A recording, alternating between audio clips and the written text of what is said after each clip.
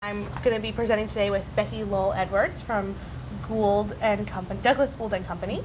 We've been working with Douglas Gould and Company to do a whole sort of PR plan for the Religious Coalition. So they're very familiar with our issues, and they're fabulous and lovely to work with. So I'm thrilled that Becky's here. What makes a good message? Well, there are some basic principles that you should think of when thinking about how to put together a message that will really resonate with your audience. It should be true and believable. I know those things sound like they should always be the same, but take, for example, the case of SUVs. When they first came out, and I guess this crowd is not old enough to realize there weren't SUVs at one point in time, but there weren't. And when they first came out, everyone thought, wow, they're massive, they must be safe. Look how much room there is in there, when in fact, they had rollover problems, and they weren't actually that safe. They're much safer now, but when they initially came off the assembly line, they weren't safe, but people just thought that must be true because it was believable. They should also be emotional, meaning they should really personal relationship that individuals will have to the ideas that you're expressing. So we're going to do a lot of practice on that today, how to make them have some feeling in them. They should be supported by facts. So we're not going to try and press upon you, we're not going to try and make you encyclopedias, but we want to help you about how you can support the ideas that you're conveying with actual provable research and facts that you can rely on. Some people need more than just it's like documented. So we'll talk about how to do that. And they need to be framed to win. So oftentimes we talk about the framing as sort of how you enter a topic. And I'll give you an example of how this works. When we talk about low-wage work and fair wages or minimum wage or any kind of sort of basic needs, the human rights that Loretta was speaking about today, often we frame them in an anecdote about an individual. And when you do that, you don't necessarily get to the response that you want because you're talking about this one individual and how sorry we should feel for this individual. And then the response you get is charity. Not a bad response, but not the ultimate response that you want because you want systematic change. So we have to think about how we bring someone into a topic so that we get them to respond in the way that we want. And so we'll do some talking about that. Another example we also use is the term partial birth abortion. You know, that's not actually framed for us to win because that's not the scientific term. It's a term that is used to make people, you know, shudder in horror. So you have to think about how you don't want to sort of co-opt the language that opponents may use, and you want to think about how you bring someone into a topic from a more positive foundation. And they need to be repeated a lot. There is a reason why you see the same commercial when you're watching one show 7 or 8 times. It's because it takes those repetitions to get the idea to stick with you. And on the radio, the same thing, even more when there's no visual to accompany it, you really need to make sure to repeat things. And it may sound like, oh, you know, I've said this 7 times to the same group, but on that 7th time, someone's going to own it, and that's what the important thing is.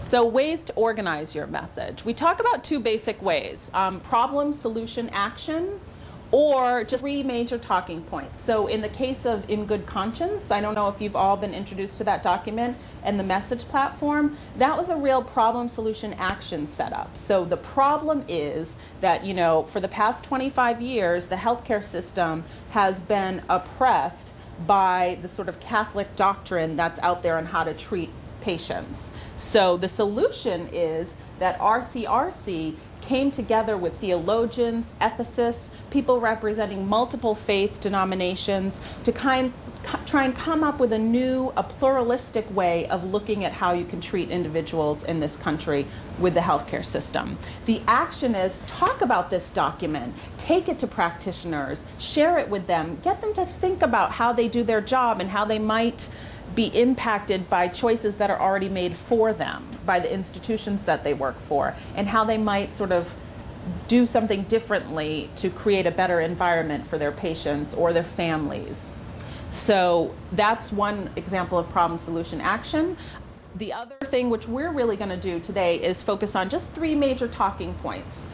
Just have 3 kind of concepts that you know you want to convey no matter what situation you're in. And that should help you, just to stick to the core. And you can add flourishes, you can add anecdotes, but if you know you have 3 basic things that you want to convey, you're likely not to sort of forget, and you're likely also to be able to go back to them when you need to. That you want, that the conversation started from, and go to the place where you want to be. I sometimes help people by saying you should visualize a bridge where the promised land is on the other side. You're in an uncomfortable place, you want to get to that happy place. And these kinds of things can help you get there. Like, you may be interested to know, total disregard of what the person has just said, you may be interested to know this other thing. Our experience tells us that. So immediately taking it away from I have stated this fact that is incontrovertible to my place of happiness. My experience tells me this, or our experience tells me this.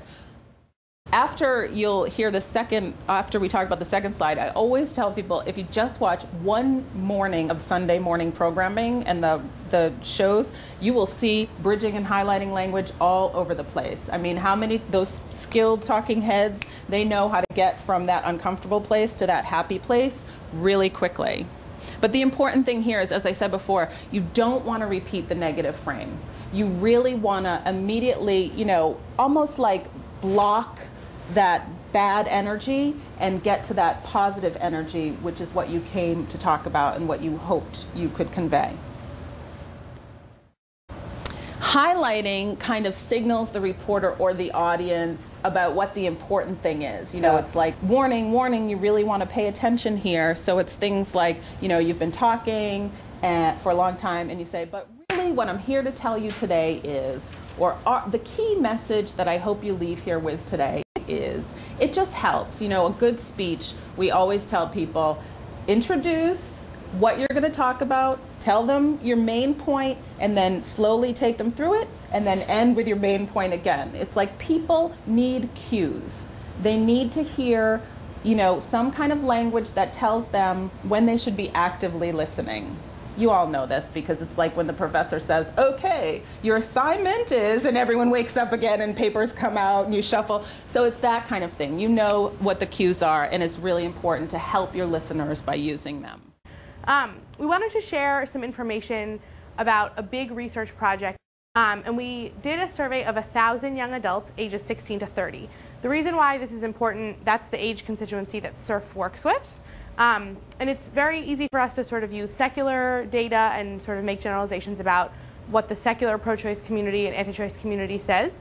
And it's also helpful for us to pull information from the religious community and hear what the religious community is saying about social justice issues. But this was one of the first times that we were able to get specific data about messages that resonated most with this generation of youth and young adults about these 2 specific issue areas that we work with. So we worked with a group called Lake Research, and we did this large survey. Another thing I want to just mention before we get to the actual slides about the research, we've kept everything in the specific language of which that was tested, because we didn't want to mess around with what was surveyed and what the responses were that we got from the survey. So as I talked about Becky's slides, I just want to make sure that as you're reading everything, you don't sort of feel like you have to be able to repeat that verbatim. So there's I think 3 slides that are going to talk specifically about the research findings. We talked a little bit about this yesterday. Youth and young adults see themselves as spiritual, not religious. We're moving away from that idea of religion as a building or religion as an institution, and more of movement away from religious tradition and more toward that sort of spiritual community. One of the presenters yesterday used the example, people are not so interested in going to the service or actually sitting in the building, but are interested in socializing with the community and sharing a ritual meal, which I think sometimes illustrates that point well. And in terms of conflict, the language here says conflict, and I think we also tested a situation about a personal decision, like a childbearing decision. People tend to follow their personal beliefs and their personal experiences when it comes time to make a difficult decision, which is another very common research